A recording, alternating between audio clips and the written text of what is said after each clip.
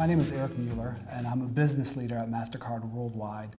Today we're going to have a little discussion about what MasterCard does across every level of its payment system to prevent fraud and mitigate the risk of a fraudulent transaction. In particular, when you think about MasterCard, our mission is to make these transactions safe, smart, and secure. What we're going to talk about today is what happens when those fraudulent transactions do encounter issues either from a cardholder standpoint or from a merchant standpoint or from a transaction standpoint. But please rest assured that across the entire circle of preventing fraud, detecting fraud, and reacting to fraud, MasterCard works 24 hours a day, 7 days a week, 365 days a year with our people and our technologies to keep these transactions safe. Some of the main fraud categories that we're going to look at today are counterfeit fraud, lost and stolen fraud, and card not present fraud. And we're going to look at some very unique fraud attack vectors, which involve the skimming of credit card data, the phishing of credit card data, and how hackers and criminals can break into systems that are storing or having transaction data in it to extract that data to commit fraud. Now, when we talk about counterfeit fraud crime, what that means is that hackers and criminals are going, and what they're doing is they're taking the information off of the front and the back of your credit card, the front of the card and also the mag stripe. And what they're doing is they're cloning or making a counterfeit card. Now, what they're able to do is when they extract the information from the front and the back of the card, they're then able to make either a very simple kind of white plastic counterfeit card, or as you can see on the picture on this screen, some of these criminal operations go through great lengths to make cards that look very similar to the actual authentic cards that you would get from MasterCard. So there's a wide range in how these counterfeit cards can kind of manifest themselves, but in particular, counterfeit fraud is when actually someone's making a hard copy of a card and then going into your local merchant or retail establishment and then committing fraud using that card with information that they've stolen from a legitimate cardholder. Card not present fraud typically occurs when you're making an e-commerce or online transaction or over the telephone or mail order. What happens in these incidents is that hackers or criminals are able to get credit card information and then act like they're the legitimate cardholder and then go ahead and commit fraudulent transaction online. When we talk about skimming, usually skimming relates to card present or counterfeit fraud. And what happens is criminals are able to take very small miniature devices and steal the information that is on the mag stripe card. Typically, once they get the information from the magnetic stripe on the back of the card, they're able to steal it by a handheld palm reading device. And what they do is they slide the card through this device, and then that captures the data, which then they can go ahead and make the counterfeit card from. This photo is a good example of ATM skimming. Similar to the skimming that we talked about in the earlier slide, this is where criminals or fraudsters have gone through great lengths to kind of mimic the front or the facade of an ATM. So what they'll do is they'll have a device that's able to steal the magnetic stripe as you put your card in the machine, as well as have very tiny cameras which are able to steal the PIN number, because as oftentimes you need the PIN information and the magnetic stripe information to make a fraudulent ATM withdrawal. Terminal manipulation, again, this is very akin to skimming. What we're seeing now more and more is criminals are getting very brazen. In addition to like copying the facade of an ATM machine, they're actually going into a lot of merchant retail establishments now, swapping out these terminals with identical looking terminals, oftentimes unknown to some of these merchants. So what'll happen is these devices will be swapped out without the merchant knowing. The hacker will then collect this data for a period of days, weeks, or months, come back, reinstall the original device, and no one will be any wiser. So this is kind of a new area of skimming, and it's becoming more and more popular as criminals become more and more brazen with their attacks. Phishing. When we talk about phishing, primarily what we're talking about is the way criminals get information for card not present fraud. Oftentimes, you'll get a phishing email and it'll look legitimate. It'll look like it's from your bank or from a merchant that you commonly use. And what happens is your guard is let down. You go on there. Sometimes they say you need to reactivate your account. You enter your PAN, your long personal account number that's on your card. You enter your name. You enter your expiration date, and you enter that small 3-digit CVC code on the back of your card. Well, once you've given that information, unfortunately, to a criminal, then they're able to commit online fraud as well, or card not present fraud. So phishing is one of the most common attacks. They're getting very skilled at it. As we've seen with the explosion in social media, people now have a lot of their own personal media online for criminals to use and leverage to conform their scam, so it really gets at the heart of what people consider personal, private information and trigger, your need or your desire to have a relationship with your merchant or your bank. System attacks. When we talk about system attacks, this is another way that hackers and criminals are able to get payment card data information from systems. With the data that they steal, they can typically either commit card present fraud or card not present fraud, counterfeit or card not present fraud. What's unique about this is typically many people think that hackers have inside information or it's some sort of an inside job. The vast majority of these attacks occur from purely outside agents, so it's not like employees or anyone in the company or in the group is, helping the hackers out. They're able to hack directly in. One of the common most forms of hacking is when criminals somehow find a way into the system and they insert malware or a fraudulent computer code that's able to identify the unique characteristics of payment card data and then send that out of the system. Unfortunately, based on a lot of studies that occur on a yearly basis, what people have found out is that most of the hacking attempts that break into systems for a lot of the smaller merchants are not that complicated. So if people were just to do kind of the basic due diligence to keep their systems robust, try to monitor their systems on a regular basis, that would really go a long way to helping reduce system attacks. Interestingly, over the last few years, we've seen kind of the same main three group of merchant outlets being targeted by criminal hackers looking for payment card information. Typically, it's the food and beverage industry, hospitality industry, or retail industry. While one or the other might be at the top spot for a different year, it's typically these three. And what we're noticing in the past is it typically used to be kind of the large merchants that were targeted by hackers, but with hackers becoming more and more skilled, what they're doing now is they're going at the smaller mom and pop shops. So if you're one of these three industries, no matter what size or scale you are, it's really important that you take a look at your payment card data security profile and try to make sure that you have the most robust prevention measures in place to prevent criminals from attacking, because you might think, why would a Eastern European gang try to target a small mom and pop shop in the middle of America? I'll tell you what, these people can have global reach. They will come at you from any location. So just because you're not a large global chain doesn't mean you can't be the victim of an international credit card ring. When we talk about how do the hackers or how do the criminals typically try to break into your payment systems to try to extract payment card information, malware, which is like a SQL injection, is one of the top ways they insert that in there. Some other criminals try to do remote access, so if you are able to access your PC computer from anywhere, well, what people will do is try to leverage that same application, find the vulnerabilities, and actually get into your system that way as well, so remote access. As we know, there's a lot of patches that come on with software year in, year out as vulnerabilities are identified. So if you're not being robust and making sure that you have the most up-to-date patches in place on your system, then what happens is hackers will completely exploit that. And like I talked about earlier, when we see these point-of-sale devices or these payment terminals in shops and stores being compromised by hackers, you need to have a level of real-time monitoring, so you're able to actually take a good solid inventory of your payment terminals to make sure they haven't been removed, haven't been tampered with. Best to have a regular schedule for visual inspections on that, as well as know the vendors or the resources who are coming in to make repairs on these devices, so it's not some sort of criminal who dresses up like a repairman and the next thing you know they've inserted malware in your point-of-sale device. What I want to take a moment now is kind of highlight the solutions that we have really on our products. When we talk about prevention, it encompasses the products and it encompasses a lot of the technology that we have inside of our systems to prevent fraud. So when you look at a MasterCard credit card, you may not realize the security features that are already in place. One of them is the 16-digit PAN, the account number that's on the card, as well as MasterCard's hologram, which is a very unique hologram that by and large most people have recognized as one of the most hard to replicate holograms across the entire industry.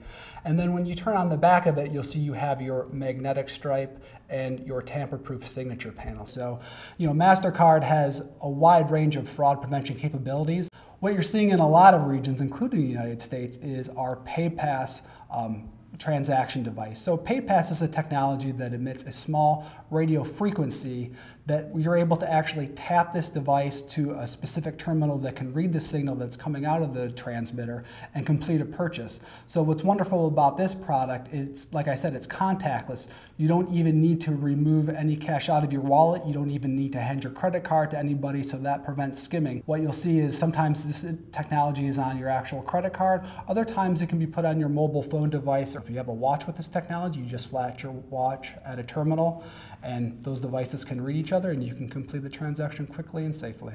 Secure Code is a product, when we talk about card not present, Secure Code allows a safer e-commerce transaction. So what happens is you have this unique Secure code number that you go in and load this into your application screen when it comes on, if there's a merchant that says they accept Secure Code transactions. And that way you never have to provide your 16-digit PAN again, you don't have to provide your CVC information again. PayPass Wallet is a new product that MasterCard has launched, and what it's able to do is combine a lot of the contactless as well as some of the online fraud prevention technology that we have. So with PayPass Wallet, what you're able to do is go online, enter your MasterCard information, as well as information from other payment brands, and then you have a virtual wallet sitting online, and what you're able to do is with merchants who actually have PayPass Wallet icons on their screen, you click that icon and you can complete your transaction with real seamless one-touch shopping. So again, you don't have to enter information like your PAN, like your name, like your expiration dates. We're really excited to talk about this EMV or chip technology. What they've done is they've embedded a small microchip or a small computer, and by embedding this small microchip on your card, what it's able to do is basically replace the make stripe and have a very dynamic kind of interaction with the terminal where you're giving your credit card for the transaction. What it does, it encrypts the messages, and it doesn't allow for anyone to kind of counterfeit or clone this transaction because they can't break the cryptogram or the technology that's scrambling this code. So it's very safe, it's very secure. We're seeing it over in Europe. Canada now has it, as well as Mexico. So if we're going to take a little closer look at the EMV transaction and how that works, when you take the card and then present it into the terminal that's capable of reading the chip. First, it reads the data on the card to verify it's the actual card. And then what it does is it makes sure through the PIN entry process that you're the actual card holder. So with this two-factor authentication, it's able to make a very secure and a very low-risk transaction. When you look at this chart, I think it's very interesting to note the country that's in gray, the United States. What that means is there's absolutely really no EMV chip migration in this. But as you look to the north of us in Canada, you look to the south of us in Mexico, and then you look across the Atlantic over to Europe, what you're seeing is these are very mature EMV markets. It's really mandated, especially in Europe. So more and more you're going to see as you go overseas or as you have visitors from other countries come into the US, you're going to see people with this chip technology on their card. Here in the United States, we're kind of isolated from the rest of the world, but MasterCard, as well as some other industry sponsors and brands, are actually really trying to push hard to get that technology more and more robust over here in the United States. This slide kind of shows an example. We'll take the UK market or the England market, for example. What this shows is kind of a time frame from 2001, where there really wasn't any chip card usage over there, to now 2011, where the vast majority of people are making transactions using their chip card. What you'll notice on the pie chart is the dramatic shrinking of counterfeit fraud.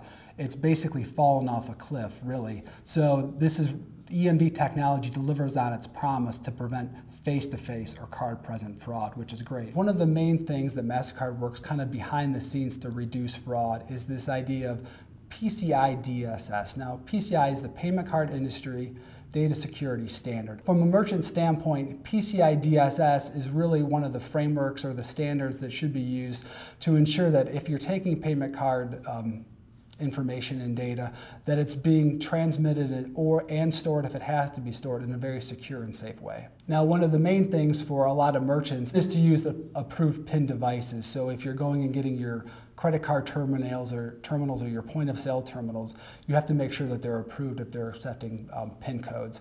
Also, a lot of merchants, when they get these devices from their vendors, they often use the default passwords or very simple passwords like password. That's one of the things that criminals very easily exploit. So when you get these new systems or when you're updating your systems, make sure that you have passwords that are very complicated, or not just simply 1, 2, 3, 4, ABCD or password. Another thing to make sure is that you have firewalls to prevent hackers from being able to insert fraudulent malware into your systems. It's often a good idea to not have the systems that house payment card data or use payment card data across their networks to also then offer, let's say, for example, free Wi-Fi to people. You want to keep those things safe so people who don't exploit a publicly open Wi-Fi network are able to get into your transaction network. MasterCard also has a wide range of detection solutions, prevention solutions. One of the things that we're able to do is leverage our connection with a lot of our issuing and acquire banks to provide us fraud data. And then we analyze this data to try to identify where fraudulent transactions may be occurring and shut it down. We also take a look at what merchants may be having high chargebacks. And when we see that there's a lot of chargebacks at a merchant occurring, then that kind of sends up a red flag that there might be some fraud occurring at that merchant.